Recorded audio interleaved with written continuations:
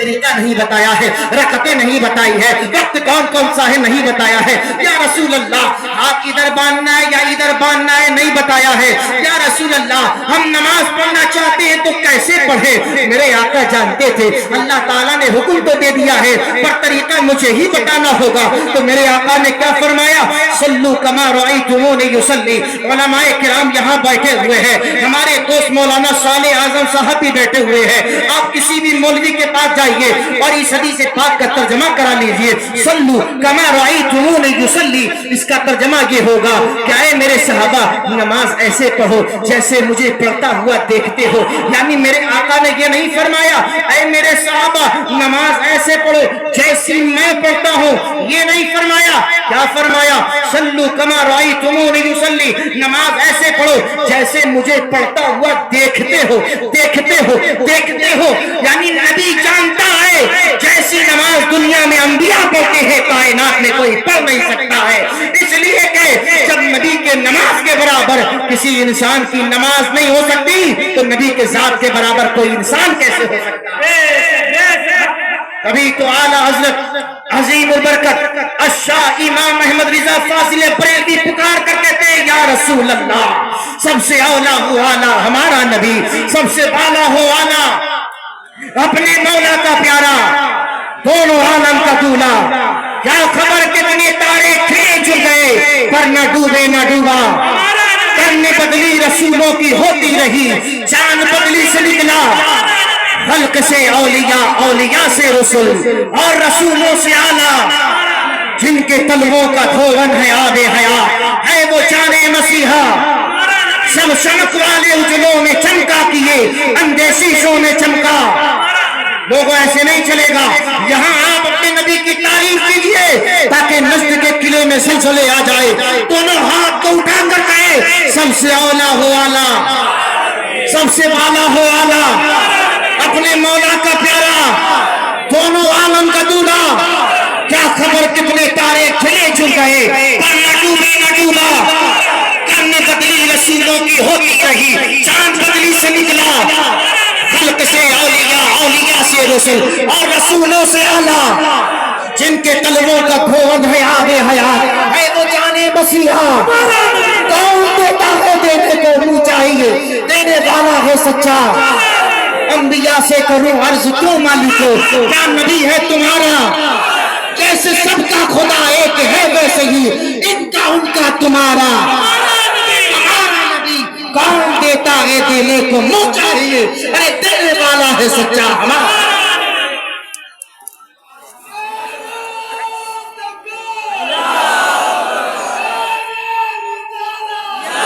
بہت اچھا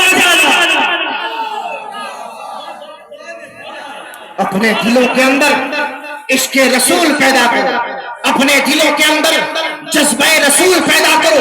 پیارے گناہگار ہو جانا مگر نبی سے غدار کبھی نہ ہونا، نبی سے گستاخی کبھی نہ کرنا، نبی کی بے ادبی کبھی نہ کرنا، اس لیے کہ میدان محشر میں میرے آقا جو شفاعت کریں گے، شفاعت کبریٰ جو ہوگی وہ کبائر گنہگاروں کے لیے ہوگی۔ نبی سے غداری کبھی نہیں کرنا۔ نبی کی بات آ جائے، سامنے باپ کھڑا ہو، ماں کھڑی ہو، بہن کھڑی ہو، بھائی کھڑا ہو، بہنوئی ہو، خالہ ہو، ماموں ہو، مامی ہو، چاچا ہو، چاچی ہو، جب تک نبی کے ادب کی بات کریں بات سن لینا، نبی کے خلاف بات کریں یا تو وہاں سے چلے جانا یا اسے وہاں سے ہٹا دینا۔ اس لیے کہ میرے آقا کی حدیث ہے وَلَا تُعَاقِلُهُمْ وَلَا تُشَارِبُهُمْ وَلَا تُبَاقِهُمْ وَلَا تُصَلُّوا عَلَيْهِ وَلَا تُصَلُّوا مَعَهُمْ۔ جو بدعقیدہ ہو جائے اس کے ساتھ کھانا نہ کھاؤ، جو بدعقیدہ ہو جائے اس کے ساتھ پانی نہ پیو، جو بدعقیدہ ہو جائے اس کے ساتھ نکاح نہ کرو، جو بدعقیدہ ہو جائے اس کے ساتھ جو ہے نماز نہ پڑھو، اور جو بدعقیدہ ہو جائے اس کے پیچھے نماز نہ پڑھو، جو بدعقیدہ ہو جائے اس کی نماز جنازہ نہ پڑھو۔ یہ اللہ کے رسول کا حکم سنا رہا ہو کیا؟ آج لوگ رشتہ داریاں کرنے میں لگے، دوستی یاریاں کرنے میں لگے۔ یہ نوجوان آج یہ فرق بھول گئے ہیں، اپنے نبی کے درس کو بھول گئے ہیں، صحابہ کے درس کو بھول گئے ہیں۔ ارے میرے صحابہ کے ایمان کو سلام ہے پیارے، میرے صحابہ کے جذبوں کو سلام ہے پیارے۔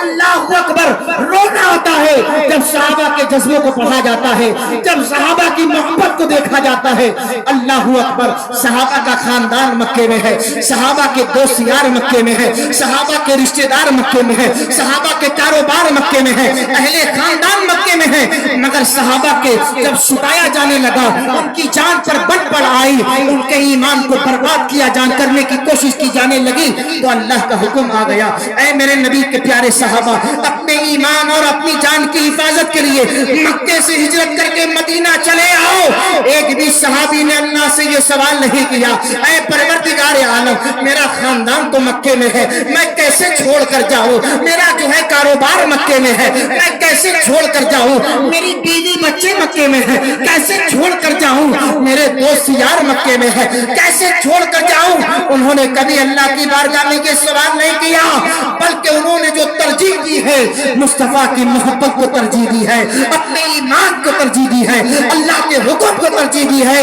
अल्लाह ने फरमाया ईमान और जान की हिफाजत के लिए मक्के से हिजरत कर मदीने चले आओ। सहाबा ने सब कुछ छोड़कर हिजरत कर हुजूर के कदमों में मदीने चले आओ।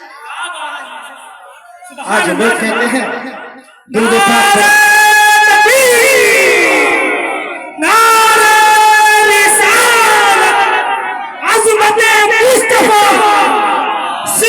रसूलुल्लाह सल्लल्लाहु तआला अलैहि वसल्लम, ऐ मेरी नौजवान दोस्तों, ऐ नौजवान साथियों, ऐ मुसलमानों सुन्नी, आज जरूरत है किताबों को पढ़ने की। आज नौजवान मोबाइल में लगा है, मोबाइल देखने में लगा है, किताबों को नहीं पढ़ता है। ये इश्क़ रसूल आता कहां से है? मोबाइलों से नहीं आता है। ये इश्क़ रसूल किताबों को पढ़कर आता है, कुरान को पढ़कर आता है, हदीस को पढ़कर आता है, मैं मुज्तहिदीन की किताबों को पढ़कर आता है, दर्स निज़ामी को पढ़कर आता है, औलियाए कामिलीन की किताबों को पढ़कर आता है, उलमाए किराम की किताबों को पढ़कर आता है। इश्क़ रसूल कैसे पैदा होता है? अपना रिश्ता किताबों से मजबूत करो प्यारे। आज हमारा रिश्ता किताबों से बड़ा कमजोर हो गया है, हमारा रिश्ता मदरसों से बड़ा कमजोर हो गया है प्यारे। आपको मैं बताता चलूं, आज किताब लिखना बड़ा मुश्किल हो गया है। आज हमारी नौजवानों में कोई ऐसा नजर नहीं आता जो किताब लिखता हुआ नजर आए। बनारस में कोई ऐसा नजर नहीं आता जो किताबों पर काम करता हुआ नजर आए। मगर मैं आपको एक बात बताना चाहता हूँ, बड़ी खुशी की बात है प्यारे, आप ही के इलाके का एक नौजवान आलिम है, जिसे हमारे दोस्त भी हैं, हमारे यार भी हैं, हमारे साथी भी हैं, हजरत मौलाना हाफिज कारी साले आजम साहब है। इन्होंने अपनी नौजवानी की उम्र में एक किताब लिखी है, एक किताब दर्स निज़ामी में गुलिस्तां पढ़ाई जाती है, जिसको पढ़ने के बाद बंदा नसीहत हासिल करता है। मेरे दोस्त ने उसकी मुख्तसर सी शरह लिखी है और उसको छापा भी है, और उसको आपने छापने के बाद मंजरे आम पर भी लेकर आए हैं। आप लोग इनको दाद दीजिए, मुबारकबाद दीजिए। इनकी किताब का नाम है नुमूदे गुलिस्तां, जो गुलिस्तां की जो है एक मुख्तसर सी शरह है। आपने कितनी कालिश की है, इतनी मेहनत की है, ये यही जानते हैं कि कितनी रातों को खराब करना पड़ता है, दिल को कितना बेचैन बेकरार रखना पड़ता है, दिमाग को कितना साकिन रखना पड़ता है, तब कोई जाकर किताबत का काम कर सकता है। इस नौजवानी के आलम में इन्होंने किताब लिख डाली प्यारे, एक छोटी सी ही किताब लिखी, मगर आज इब्तिदा है। अल्लाह से दुआ है अल्लाह ताला इनसे और भी दीन का काम ले, और भी किताब लिखने की तौफीक अता फरमाए। अपने इलाके के उलमा की कदर करो प्यारे। बाहर से आने वालों को यूं मोटा मोटा नजराना तो आप दे देते हो, बड़ा अच्छा लगता है। वो एक दिन के वास्ते आए, 10,000 रुपया नजराना दे दिया, 20,000 रुपया नजराना दे दिया। कोई शेख साहब, पीर साहब आए, उनको मोटा लिफाफा देने में आपको तकलीफ नहीं होती, मगर जो 5 वक्त आपको नमाज पढ़ाता है, जो जुमे में हर जुमा आपके सामने तकरीर करता है, जो आपके इलाके का आलिम होता है, उसे 1,000 रुपया देने में मौत आती है। कभी कभी मेरे दोस्त मुझसे कहा करते हैं, मौलाना आप इधर उधर प्रोग्राम में जाते हो, आपको तो बड़ा नजराना मिलता होगा, मुझे तो हंसी आ जाती है। मैं कहता हूँ अल्लाह का शुक्र है, जो मिल जाता है मैं उसे नजराना नहीं कहता, वो मेरी गाड़ी का तेल का खर्चा हो जाता है, इसलिए कि मैं इसे नजराना नहीं समझता। जितना लोग मुझे नजराना देते हैं, उतना मैं 1-2 दिनों में अपने दोस्तों पर और जो है अपने अहलो अयाल पर خرچ کر دیا کرتا ہوں۔ اللہ تعالیٰ کا بڑا احسان ہے، اس نے مجھے کاروبار دیا ہے، میری کپڑوں کی دکان ہے، میری نقاب کی دکان ہے، اللہ نے اچھا کاروبار دیا ہے، اپنا کماتا ہوں، اپنا کھاتا ہوں، کسی کے نذرانے پر نہیں پلتا۔ مگر تکلیف یہ ہوتی ہے کہ جو باہر سے آتا ہے اسے 10,000 روپیہ دے دیا جائے، اگر کچھ ایسا ویسا بیان ہو گیا، حضرت تو اپنے گھر چلے گئے، آپ کس کے پاس آتے ہو؟ محلے کے عالم کے پاس آتے ہو، حضرت یہ مسئلہ پھنس گیا ہے، ذرا اس کو حل کر دیجئے۔ کون بتاتا ہے؟ یہی آپ کے علاقے کے علماء ہوتے ہیں جو آپ کو سمجھاتے ہیں، آپ کو بتاتے ہیں کہ آپ کی یہ ذمہ داری نہیں ہے، جن کے پیچھے نماز جمعہ پڑھو، کبھی چھپکے سے ان سے مسافہ بھی کر لیا کرو۔ کیا اتنے بھی غریب نہ رہ گئے؟ آج یہ نوجوان ہزاروں ہزار روپے اپنے گٹکے اور پان پر خرچ کرتا ہے، کیا اس کے اندر دین کی غلامی کرنے والے، دین کی خدمت کرنے والوں کے مسافہ کرنے کے لیے اس کے پاس پیسہ نہیں ہے؟ افسوس کی بات ہے کہ نہیں پیارے، یہ میں بڑی سچی بات کر رہا ہوں، لاکھوں لاکھ روپے جلسوں میں خرچ ہوتے ہیں، مگر مقامی علماء کو دینے کے لیے یہ غریب ہو جاتے ہیں۔ ہم تو کتنی جگہ جاتے ہیں، ہم کہتے ہیں یہ نذرانہ تم ہی رکھو، ہم سے بلکہ عوض اور لے لو، کوئی اور ضرورت ہے اور لے لو۔ اللہ تعالیٰ نے بڑا نوازا ہے، جب غیروں کی جھولی میں اتنا ڈالتے ہو، اپنوں کی جھولی میں ڈالنے کا آپ کا اور زیادہ حق ہوتا ہے۔ حدیث پاک میں ایک حدیث پاک کا جملہ مجھے یاد آتا ہے، میرے آقا نے فرمایا الاقرب فالاقرب، جو جتنا زیادہ قریب والا ہوتا ہے اتنا زیادہ وہ حقدار ہوا کرتا ہے۔ اور ابھی دیکھیے کمپلین پہ کمپلین، اللہ اکبر، اگر کسی کی شامت لینے پہ آ جائے تو ادھر سے چٹھی ادھر سے چٹھی، حضرت یہ بھی تکلیف، حالانکہ ساری تکلیف میں جانتا ہوں۔ ابھی رمضان شریف آئے گا، آپ بتائیے ایک حافظ 30 پارہ آپ کو تراویح میں سناتا ہے، کیا آپ کے پاس، آپ اتنے غیر گزرے ہیں کہ آپ کے پاس 50 روپے بھی نہیں ہے کہ ختم تراویح میں اس سے مسافہ کر دیا جائے؟ کیا آپ اتنے غیر گزرے ہیں کہ 20 روپیہ اس سے مسافہ کر دیا جائے؟ اگر نہیں کر سکتے تو ہم سے اور آپ سے بہتر وہ گاؤں کے رہنے والے غریب بچے ہوتے ہیں، جب ملنے کے لیے آتے ہیں تو 2 روپے کا سکہ ہم سے مسافہ کرنے کے لیے، وہ 2 روپے کی بات نہیں، ان کا دل دیکھ کر، ان کی محبت دیکھ کر آنکھوں میں آنسو آ جاتا ہے۔ اے اللہ، یہ غریب ضرور ہے مگر یہ دل کے غریب نہیں، یہ دل کے امیر ہے۔ مطلب اپنے گاؤں میں جو علماء جاتے ہیں محبت کا انداز دے تو 2 روپیہ لے کر آتے ہیں، چھوٹا سا بچہ دیکھ کر آنکھ میں آنسو آ جاتا ہے۔ تو کیا ہم اس سے بھی غیر گزرے شہر والے؟ ہر چیز سمجھانی نہیں پڑنی چاہیے۔ آپ عاقل اور بالغ ہو چکے ہو، نہیں ہوئے ہیں تو ہمیں بتا دو، ہم مسئلہ بتا دیں گے، آپ بالغ اسی دن سے ہو جاؤ گے۔ زبردستی نابالغ بننے کی کوشش نہ کیا کرو۔ ہر ایک بندہ جو 12 اور 14 سال کے اوپر نکل جاتا ہے، بالغ ہو جاتا ہے، آپ کو دنیا، ساری دنیا کی سمجھ ہے۔ آپ سے زیادہ عقل مند آپ کے گھر میں کوئی نہیں ہوتا۔ جب مولوی صاحب کی بات آ جائے، حافظ صاحب کی بات آ جائے اور امام صاحب کی بات آ جائے تو پھر آپ سے بڑا بیوقوف کوئی نہیں ہوتا۔ مولانا ہمیں تو کچھ پتا ہی نہیں ہے، حضرت ہمیں تو کچھ پتا ہی نہیں۔ آپ کو سب پتا ہے پیارے، صرف آنکھ بند ہونے کی دیر ہے، حشر کو ہو جائے گا معلوم جیتا کون ہارا کون۔ آج قدر کر لو علماء کرام کی، حفاظ کرام کی، اماموں کی قدر کرو پیارے، اور مسجدوں میں جا کر نماز ادا کرو۔ آج مسجدیں ویران ہو رہی ہیں، ان نوجوانوں کو ضرورت ہے مسجد کی طرف جائیں۔ جب یہ نوجوان مسجدوں کو آباد کریں گے پیارے، تب کہیں جا کر اللہ تعالیٰ ان میں سے کسی کو صلاح الدین ایوبی کی طاقت عطا فرمائے۔ جب نماز ہی نہیں پڑھو گے تو کہاں سے ان کا جذبہ آئے گا، کہاں سے ان کے جیسا ایمان آئے گا؟ پیارے نماز پڑھا کرو، نماز کی پابندی کیا کرو۔ آپ جانتے ہو انہی احمقانہ حرکتوں کی وجہ سے آج آپ کے علاقے میں شادیوں پر پابندی لگ گئی۔ سمجھ میں آ گیا، بہت لوگ گھر میں بیٹھ کر گٹرگو کر رہے ہوں گے، یہ نہیں ہونا چاہیے، وہ نہیں ہونا چاہیے، اچھا ہو گیا یہ ہو گیا، اس لیے کہ اسلام کے اندر شادی، بیاہ اور نکاح ایک نہایت آسان سا عمل تھا، ایک نہایت،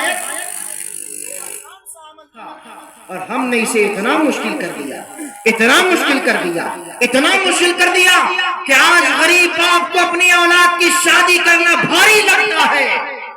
بھاری لگتا ہے کہ نہیں لگتا؟ اب آپ پوچھیے مولانا کتنا ہلکا عمل ہے، کتنا آسان ہے شادی کرنا؟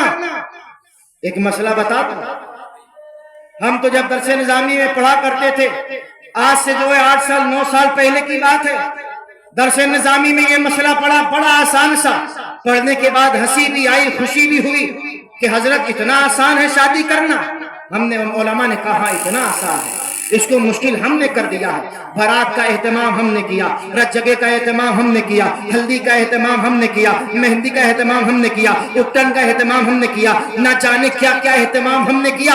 مگر ایک بات یاد رکھیے گا، یہ شادی کا حصہ نہیں ہے، یہ شادی میں ہونا ضروری نہیں ہے، شادی میں ہونا لازمی نہیں ہے۔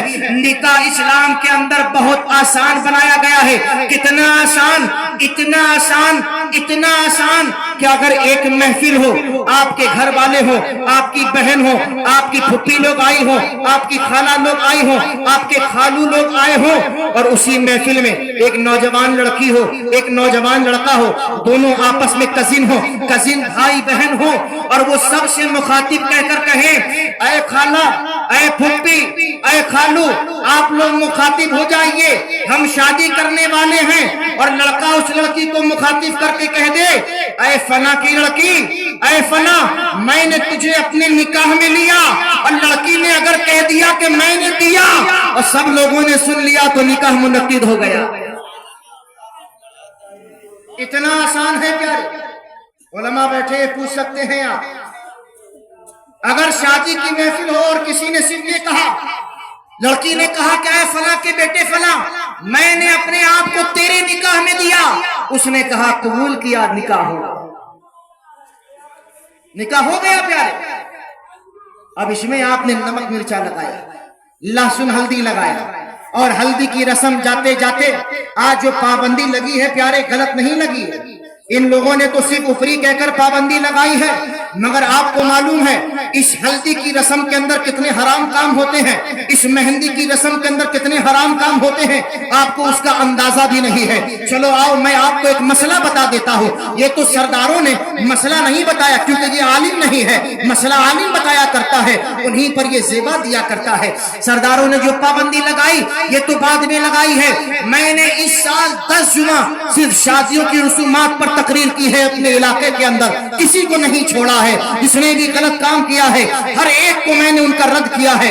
اب آپ دیکھیے ہلدی کا اہتمام ہوتا ہے، لڑکا بھی بیٹھ گیا، اتنی بڑی جنگیا بیٹھ کر پہن گیا، چھوٹی سی پینٹ پہن لیا اور اوپر کا بدن ننگا ہے، گھٹنا کھلا ہوا ہے، ٹخنا کھلا ہوا ہے، گھر میں بیٹھا ہے، جوان بہن بھی موجود ہے، چاچی کی جوان لڑکی بھی موجود ہے، اور مامی کی لڑکیاں بھی ہیں، کزن حضرات بھی ہیں، یہ سارے لوگ موجود ہیں۔ اب مجھے بتاؤ، بہار شریعت اٹھا کر دیکھو، قانون شریعت اٹھا کر دیکھو، فتاوی رضویہ اٹھا کر دیکھو، میرے آقا کا فرمان اٹھا کر دیکھو کہ اللہ کے محبوب علیہ السلام کے فرمان سے علماء نے یہ استدلال کیا کہ بہار شریعت کے اندر یہ مسئلہ موجود ہے کہ مرد کے سامنے بھی گھٹنا کھولنا جائز نہیں بلکہ حرام ہے۔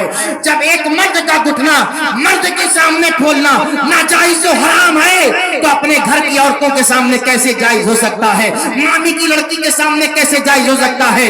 ارے جب دوست کے سامنے یہ حرام ہے تو عورتوں کے سامنے بدرجہ اولا حرام۔ آج ہماری شادیوں میں جو برکت اٹھ گئی ہے یہ ہمارے حرام کاموں کی وجہ سے اٹھ گئی ہے، ناجائز کاموں کی وجہ سے اٹھ گئی ہے۔ کل ہماری شادیاں ہوتی تھی، آج بچے جوان ہو گئے، ان کے بچے جوان ہو گئے، آج شادیاں ہو رہی ہے، فلم اور ڈرامے دیکھ کر شادیاں ہو رہی ہے، نتیجہ آپ کے سامنے ہے، کسی کا 2 مہینے کے بعد طلاق، کسی کا 1 سال کے بعد طلاق، کسی کا بچے ہونے کے بعد طلاق، اس لیے کہ اپنی زندگی کو اس نے جو ہے ایک فلمی ڈراموں پر تصور کر لیا ہے۔ نہیں، اپنی زندگی کو گزارنا ہے پیارے تو آپ کو اپنی شریعت کے مطابق گزارنا ہے۔ آپ دیکھیے ہمارے مدن پورہ میں تو نہیں چلتا، مگر علی پورہ، لوہتا، دیگر پورا علاقوں میں غیر برادری والوں کا جب نکاح پڑھانے میں جاتا ہوں، ویسے تو میں جلدی کسی کا نکاح پڑھاتا نہیں، اگر کسی کا نکاح پڑھانے کی باری آ جائے تو بڑی تحقیق کرتا ہوں، یہ سننی ہے کہ نہیں، اس کا باپ سننی ہے کہ نہیں، جہاں بارات جا رہی ہے وہ سننی ہے کہ نہیں، لڑکی سننی ہے کہ نہیں۔ جب مجھے اتنی اطلاعات موصول ہو جاتی ہے اور خبر پکی ہو جاتی ہے تب اس کا نکاح پڑھاتا ہوں، ورنہ میں کسی کا نکاح نہیں پڑھاتا۔ جب کسی کا نکاح پڑھانے جاؤ دولہے راجا سے کہتے ہیں ذرا سائن کر دو، سائن کرنے کے لیے ہاتھ آگے بڑھاتے ہیں تو اس نامعقول کے ہاتھ میں مہندی لگی ہوتی ہے، کسی کے ہتھیلی پر لگی ہوتی ہے، کسی کی 5 انگلیوں میں لگی ہوتی ہے۔ ہم نے کہا یہ تو نے زنانہ والا کام کب سے شروع کر دیا؟ یہ مہندی لگانا عورتوں کا کام ہے، مردوں کو مہندی لگانا یہ ناجائز و حرام ہے۔ یہ عورتوں سے مشابہت ہے اور عورتوں سے مشابہت کرنے کے لیے منع کیا، یہ ناجائز ہے، آج بڑے شوق سے لگا رہے ہیں۔